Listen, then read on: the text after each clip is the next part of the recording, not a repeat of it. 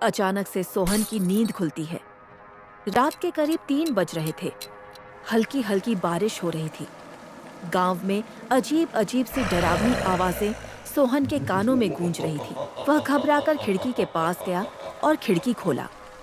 बाहर का नजारा देखकर वह दंग रह गया। वह खिड़की से देखता है कि गांव के कुछ लोग हाथ में मशाल लिए पीपल के पेड़ की तरफ जा रहे हैं। सबके चेहरे मायूस थे। ऐसा लग रहा था कि सब लोगों को किसी काली शक्ति ने अपने बस में कर लिया है और सबको पीपल के पेड़ के नीचे बुला रही है। सब लोग सीधे चले जा रहे हैं। बिजली कड़क रही है, ठंडी हवाएं चल रही। मौसम और भी डरावना होता जा रहा है। आखिर सब लोग क्यों जा रहे हैं? मुझे पता लगाना होगा। दीनू काका कल मुझे पीपल के पेड़ के पास जाने के लिए मना कर रहे थे और अब वे खुद जा रहे हैं। कहीं उस चुड़ैल की आत्मा सबको मार न दे। मुझे जाना होगा। सोहन शहर से गांव में घूमने के लिए आया है। वह एक जर्नलिस्ट है। उसने अपना कैमरा उठाया और उनके पीछे पीछे जाने लगा। वहां का नजारा देखकर वह दंग रह गया। गांव के लोग पीपल के पेड़ के चारों ओर खड़े हैं। कुछ मंत्र बोल रहे हैं जो सोहन की समझ में नहीं आ रहा है। तभी पेड़ पर से काली परछाई आती है और एक डरावनी चुड़ैल में बदल जाती है। वह अपनी शक्ति से एक आदमी को हवा में उठा देती है और गांव के सभी लोग मंत्रों का जाप करने लगते हैं। एक पल को ऐसा लग रहा था कि चुड़ैल की आत्मा उसके शरीर पर हावी हो रही थी। ये सब देखकर सोहन के रोंगटे खड़े हो जाते हैं। तभी दीनू काका की नजर सोहन की तरफ जाती है। अरे देखो, उसने हमें देख लिया है। पकड़ो उसे, उसको भी अपने जैसा बनाना है। बचना नहीं चाहिए वह। अरे बाप रे, ये मैं कहाँ फंस गया। अब तो भागने में ही भलाई है, नहीं तो ये लोग मार देंगे और मुझे भी भूत बना देंगे।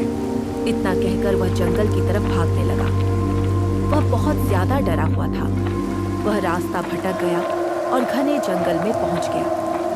तभी उसको जंगल के बीचों बीच एक कुटिया दिखाई पड़ती है। उसमें एक बूढ़ी औरत बैठी हुई थी। सोहन कुटिया के पास जाता है। माता, मुझे बचा लो। गांव के लोगों को किसी काली शक्ति ने अपने बस में कर लिया है। मुझे मारने के लिए सब लोग मेरे पीछे आ रहे हैं। तू गलत जगह आ गया है। वे आज रात अपनी भूख मिटाने के लिए एक ताजा आत्मा ढूंढ रहे हैं। वे हर जगह है, उनसे कोई नहीं बच सकता। आखिर ये सब कौन है और मुझे क्यों मारना चाहते हैं? ये सुंदरपुर गांव के लोग नहीं हैं। ये तो 100 साल पहले इसी पेड़ पर लटके हुए वे लोग हैं जिनकी रूहों को मुक्ति नहीं मिली। हर अमावस को वे गांव वालों का शरीर उधार लेते हैं ताकि वे इस दुनिया का आनंद ले सके। आज अमावस्या की रात है, इसलिए वे किसी का नया शरीर खोज रहे हैं। वे लोग उस लड़के की आत्मा को अपने बस में कर रहे थे, पर तुमने देख लिया, इसलिए वे तुम्हारा पीछा कर रहे हैं। औरत की ऐसी बातें सुनकर सोहन डर के मारे कांपने लगता है। बाहर बारिश और तेज होने लगी। उसके कानों में अजीब सी आवाजें गूंजने लगती है। लेकिन अजीब बात यह थी कि वे पैरों की आवाज नहीं थी, बल्कि किसी रेंगने वाले जीव की तरह थी। उसने पहले ही दरवाजा बंद कर दिया था। तभी दरवाजे के पास कोई आता है। वह दीनू काका थे।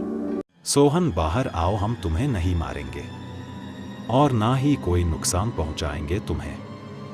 बस हमें तुम्हारी हंसी और तुम्हारी उम्र चाहिए, सिर्फ एक दिन के लिए। दीनू काका की ऐसी बातें सुनकर वह बहुत ज्यादा डर जाता है। वह औरत भी गायब हो गई थी। तभी अचानक खिड़की का कांच टूटता है और एक बड़ा हाथ सोहन को पकड़ने के लिए आगे आता है। सोहन घबराकर पीछे बैठ गया। वह डर के मारे अपने कैमरे की फ्लैश लाइट को चालू कर दिया।